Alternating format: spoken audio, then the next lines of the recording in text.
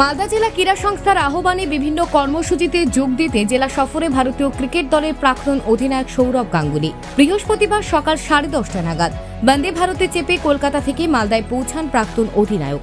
Malda rail স্টেশনে তাকে স্বাগত জানাতে উপস্থিত ছিলেন ইংরেজবাজার পৌরসভার চেয়ারম্যান তথা মালদা জেলা ক্রীড়া সংস্থার সাধারণ সম্পাদক কৃষ্ণেন্দু নারায়ণ চৌধুরী সহ অন্যান্য কাউন্সিলর, প্রাক্তন ও বর্তমান খেলোয়াড়রা।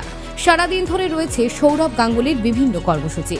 এই বিষয়ে মালদা জেলা ক্রীড়া সংস্থার সাধারণ সম্পাদক কৃষ্ণেন্দু নারায়ণ চৌধুরী জানান, বাংলার বিখ্যাত ক্রিকেটার, সারা বিশ্বের লেজেন্ডারি পার্সন সৌরভ গাঙ্গুলি তিনি মালদায় আসছেন বন্দে ভারতে। এখান থেকে তিনি সোজা কানি মোড় হয়ে ফুলবাড়ি হয়ে নেতাজি মোড় হয়ে বিএম গ্রাউন্ডে চলে যাবেন। 12টার সময় উনি আসবেন ডিএসএর মাঠে।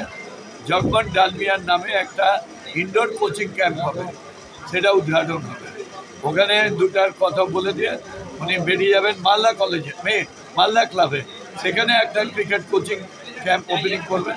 সেখানে 2-4 কথা বলে তিনি ব্যাক করবেন বিএম গ্রাউন্ডে। তারপরে 3টার সময় উনি রওনা হবেন, সোজা চলে আসবেন এসপি রোড হয়ে, এসে একদম পশ্চিমবিল মোড় থেকে রাধাকৃষ্ণ সরণি, রাজমহল রোডে মালদা কলেজ। মালদা থেকে পরিতোষ সরকারের প্রতিবেদন, নিউজ টুডে।